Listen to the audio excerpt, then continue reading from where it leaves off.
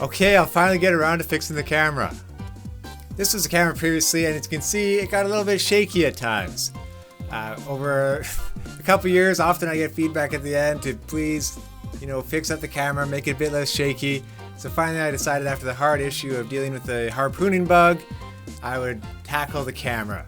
It's a little bit harder than I thought, but I'm going to dive into what I did. Maybe I'll give you some tips on what you can do for your game. So I started off with a new camera journey and actually had pretty good progress right away. Much like the music, that was terrible when I made it at first, and everyone asked for new music, and I turned to Peach.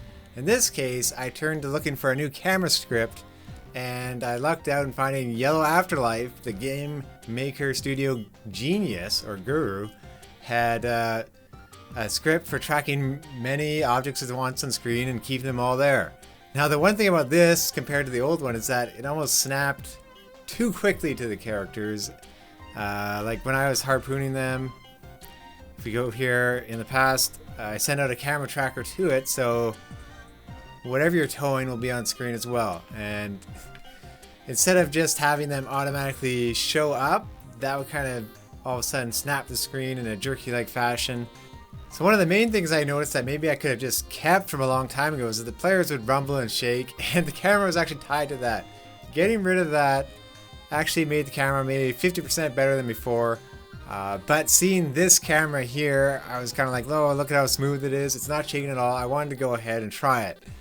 And it's too bad because it felt like I was going to be done in maybe like less than a week.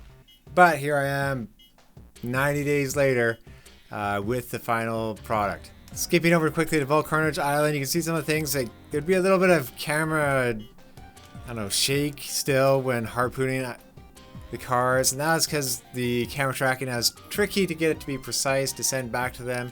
That was finicky work that took me a long time. Maybe I shouldn't have worried about it. Now I thought I was done, but I moved to true testing with other people, and some of the things I had done, like fixed screen shake and added in some sort of like screen tilting that had been kind of lost from before. Some of it like this, that kind of bugged players, or running into the walls or quickly going up and down. It becomes distracting when you have two people doing that. And also some edge cases like moving in close together, the camera kind of moved too quickly. So it's too bad, but my work wasn't quite done yet. So here's the new camera that's up right now on itch.io if you want to try the early access version and support it. Or even on the Steam version for those who have the beta key right now if they want to test it. And we got two players going on, and in the center here, if I move around, the screen doesn't move. How does that happen? Well, in my Google searching and kind of stretching the limits of trying to find an answer, I found out you can create a dead zone for your camera.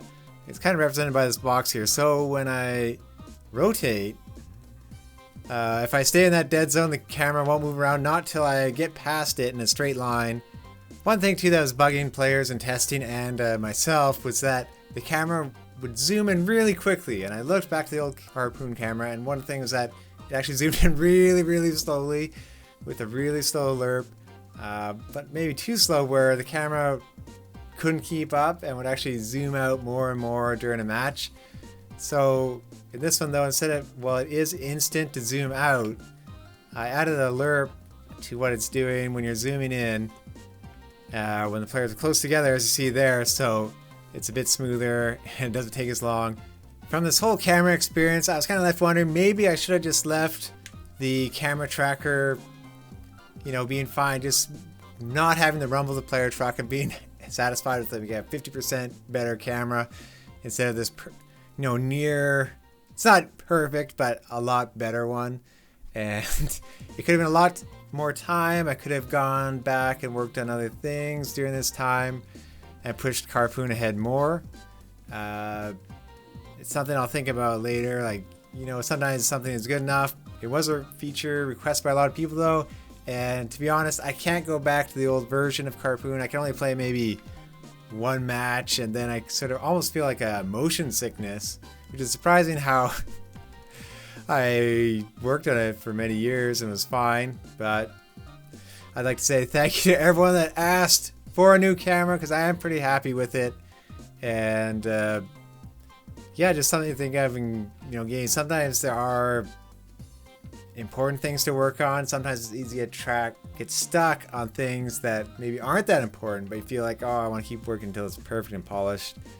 So it's something I'll try to be more aware of. After this, there's two main things I want to work on for Carpoon. Hopefully that lifts harder than the camera.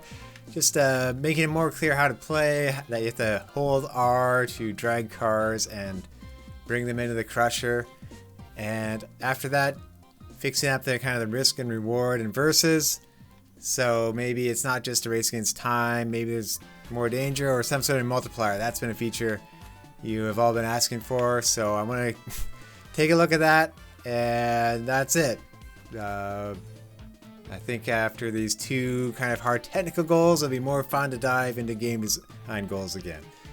Thank you so much for watching. For anyone who's ever given feedback to Carpoon, or all my friends who've played it, it means so much to me. Carpoon wouldn't be as far as it has been without that. And I'd just like to say good luck to you on your own goals. And hopefully we'll have another update fairly soon. Goodbye, everybody.